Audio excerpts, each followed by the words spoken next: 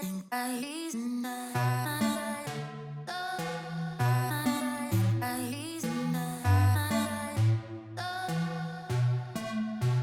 morning. That is week 11, run 1, done and in the books. I've crossed the starting line for this 11th week of training. It's a very humid morning, 71 degrees, 93% humidity, and only a 2-mile-an-hour wind. So it's a bit steamy, which is why I'm sweating so much. Again, another beautiful morning, despite the temperature and humidity. 11 weeks. Still hard to believe that I'm this far into training and still feeling pretty good. I think every week there's been some challenge where I question, hey, am I actually going to be able to do this? The way my body feels after a long run, just a little bit of discouragement. I still get out there and do the next run. Like yesterday was a 2-hour run. I got just under 11 miles done. And then this morning is a 40-minute run. I'm definitely fatigued, but I'm still pushing through. And I think one of the things that you have to look at is think back to when you started. Things felt hard, but if you compare what felt hard then to what feels hard now, you realize you've come a long way. That first week, it was 15-minute runs. I think a 3-mile run is the long run. Now, 3-mile run is a short run. So just remember that. Just go slowly. You're not gonna instantly be able to do a marathon, something crazy like that. But if you give it time and effort and just take the baby steps week over week, you'll get there. It's like the old saying about eating an elephant. We can eat an elephant. You just do it one bite at a time. Don't go eating elephants. Just take those small chips away at the stone every week. Every training session, look for that 1% improvement. And just like me, 11 weeks in, you've realized you've created something great. I guess remember not to get discouraged, even if sometimes you take steps back in your training. Over time, you'll still get better. You're still improving. Sometimes those steps back are because you're extra fatigued because you did even better on a speed run or ran even further on a long run, something like that. So don't get too hung up on the numbers. Focus more on the feeling. I think that'll take you further. And that'll wrap this up. Week 11, run 1. I will catch you in the next run.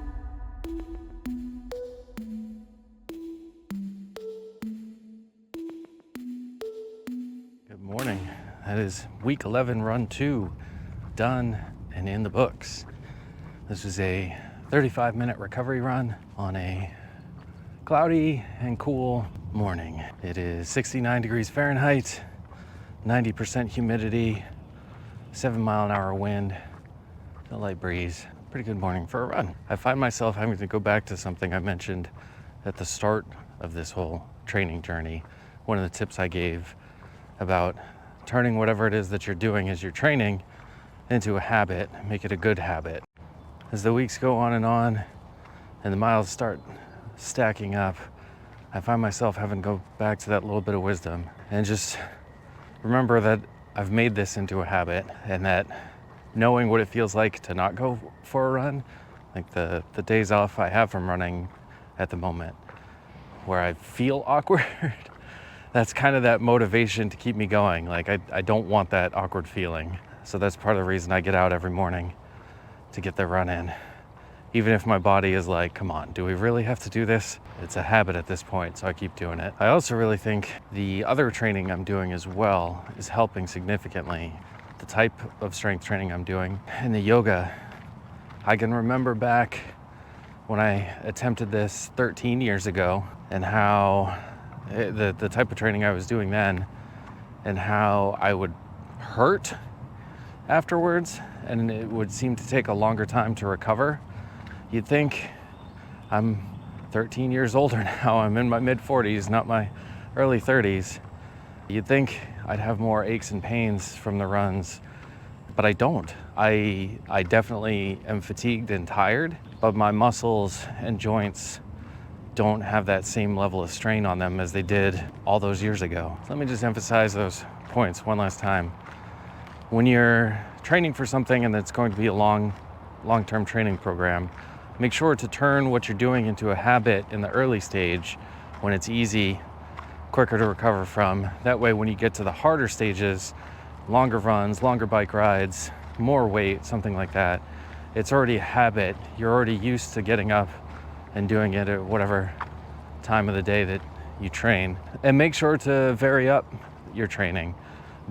If you're training for a marathon, don't just run. Like I said, work on your core, that's important. Do some other strength training as well. Do some yoga, stretching, some Pilates, something like that. Anything that you can do that's in addition to what it is that you're training for to just help strengthen those other parts of your body, and it'll help. That's all the advice I can squeeze out of my noggin today. So I'm gonna wrap this up and I will catch you in the next run.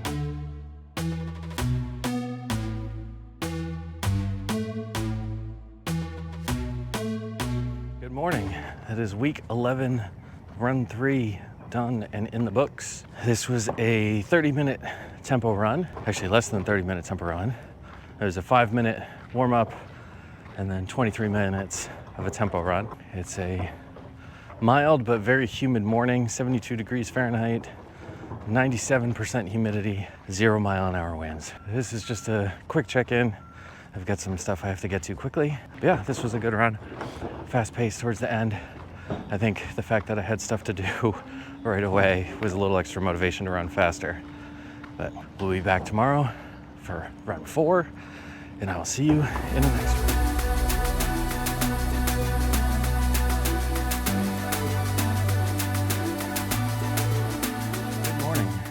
That is week 11, run 4 done and in the books. This is a 30-minute recovery run. It's a humid morning after an evening of thunderstorms. 70 degrees Fahrenheit outside, 93% humidity, 6 mile-an-hour winds, so a little bit of a breeze, which feels really nice right now. Once again, another great morning for a run, although I would like a little less humidity. As I'm recording this, there's about a 5-week gap between when I'm filming this and when it goes up on YouTube. So in that time, I'm editing the previous week's runs, and I'm seeing in almost like a time capsule what I felt like during those runs, comparing it to what I feel like currently in the present. And it's pretty interesting to get that kind of direct feedback and direct ability to look back and see how much you've improved over that amount of time. I think it's given me a little boost in confidence in my own abilities when I look back a month prior and see what I felt like during a shorter distance or shorter time run, and knowing what I feel like after a run of twice the distance or twice the time now. They're both hard in the present at the time, but it's harder and harder things that I can do and still feel that same kind of difficulty level. I don't know if that really makes sense. It's like power scaling in some games where things are always challenging, even as you're getting more and more abilities, more and more resources in the game. That's kind of what it feels like. The early levels where the shorter distance, shorter time runs, building up the endurance, knowing I can go further and further, pull more resources from my body, and do longer and longer runs, either distance or time. I think that's a good analogy for it. Now, I don't think I would notice that as much if I wasn't recording how I feel after a run and looking back on it a month later. I know in some of the guided runs, they mention keeping a running journal, keeping a log of what you did, what the conditions were, how you felt, anything you noticed, stuff like that. So you can look back on it and learn from it, or like I'm reflecting on it and seeing how much farther I'm coming along. So I highly recommend that if you're going to commit to some sort of longer training program. Keep a journal so you can go back and see, okay, 1 week in, this is what I felt like doing this thing. 1 month in, this is what I feel like doing an even harder thing. You can see how far you've come. Helps illustrate it. Let me know down in the comments some of the things that you might use for keeping track of whatever training you're doing, so you can look back and reflect on it and see how far you've come along. And with that, I'm just about done this cool down walk. So I'm going to sign off here and I will see you.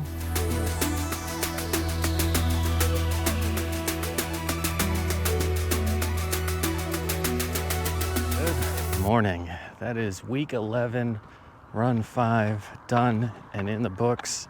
And I've crossed the finish line for week 11 with a whopping 25-kilometer run, a little over 15 and a half miles. It's a beautiful South Carolina morning.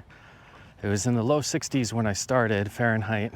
When I finished, it's about 71 degrees Fahrenheit, 72% humidity, and a 5-mile-an-hour wind. Absolute amazing conditions for a run. Looking back at my running history over the years, this is the second longest run that I've completed ever. It was more than 13 years ago. It was the last time I did anything longer than this. That other run was just over 16 miles, and that would have been the week 12 run when I was doing this marathon training back in 2012. This is the first time where the concept of finishing a marathon actually seems real to me.